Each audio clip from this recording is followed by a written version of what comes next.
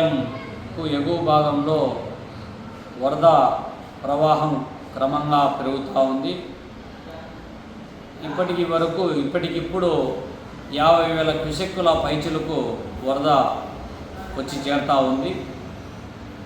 అదే క్రమంలో 40,000 క్యూసెక్కుల పైబడి ఇవాళ శ్రీశైలం నుంచి దిగువకు అంటే నాగార్జున సాగర్కు, అక్కడి నుంచి పులిచింతలకు ఇక్కడ వదులుతూ ఉన్నారు. వరద ప్రవాహం ఉన్నప్పటికీ కూడా ఇవాళ శ్రీశైలం నుంచి రాయలసీమకు రావాల్సినటువంటి పోతిరెడ్డిపాడు హెడ్ రెగ్యులేటర్ దగ్గరికి వచ్చేటప్పటికి కేవలం 8,000 క్యూసెక్కులు మాత్రమే వదులుతూ ఉన్నారు. దాని పూర్తి సామర్థ్యము 44,000 క్యూసెక్కులు, కానీ వదిలేది మాత్రం 8,000 క్యూసెక్కులే. పోనీ రాయలసీమకు సంబంధించినటువంటిది ఇప్పటికే తగినంత వర్షపాతం నమోదుగా ఎలినినో ప్రభావం వల్ల ఏ ప్రాజెక్టులో కూడా పట్టమని 10 టీఎంసీల నీళ్లు లేవు. గ్రామీణ ప్రాంతాలలో వ్యవసాయం చేసే పరిస్థితే ఇవాళ లేదు. కడప జిల్లాలో సాధారణ సాగు విస్తీర్ణానికి కూడా నోచుకోనటువంటి పరిస్థితి కొనసాగుతూ ఉంది. వేసవిని తలపించేటువంటి పద్ధతిలో ఇవాళ ఎండ ప్రభావం తీవ్రత పెరిగిపోతూ ఉంది. పశుగ్రాసం లేక పశువులు ఇబ్బంది పడుతూ ఉన్నారు. రైతులు వర్ష నష్టాలతో తీవ్రమైనటువంటి నష్టాల ఊబిలో, అప్పుల ఊబిలో కూరుకుపోతూ ఉన్నారు. ఎల్నినో ప్రభావం వల్ల సాధారణ సాగు విస్తీర్ణానికి నోచుకోవడం లేదు. ఇవాళ వర్షపాతం నమోదు కావడం లేదు.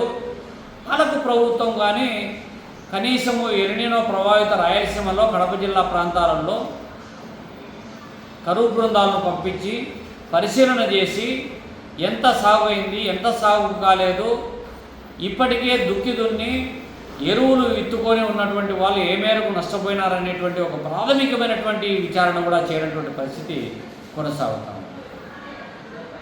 నీళ్లు కృష్ణానదిలో నీళ్లు పోతూ ఉన్నా కూడా రాయలసీమకు నీళ్ళు ఇవ్వాలని ఇంకిత జ్ఞానం కూడా చంద్రబాబు నాయుడుకు రాకపోతే ఇంత దారుణంగా వ్యవహరించే పరిస్థితి ఇవాళ కొనసాగుతూ ఉంది.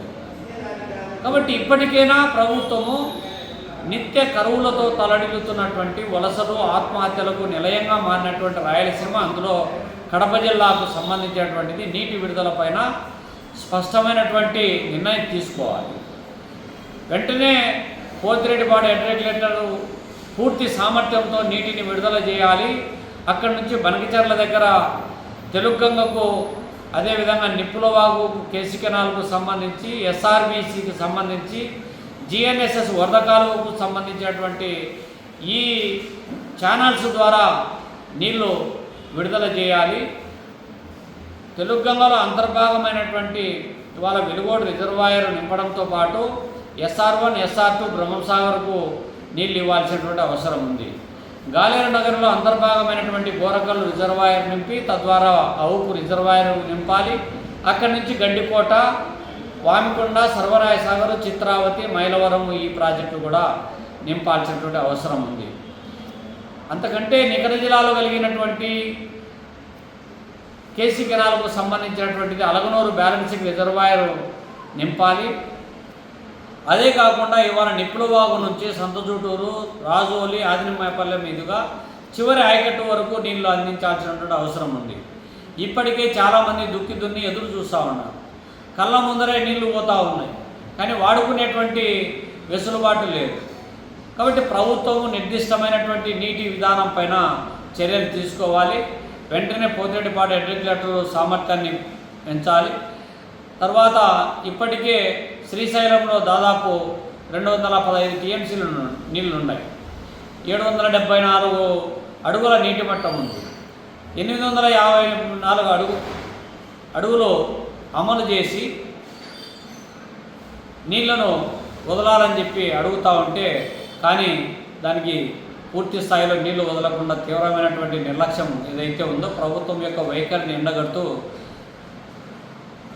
ఆందోళన కూడా చేయాల్సి వస్తుందని చెప్పి హెచ్చరిస్తా ఉన్నాం.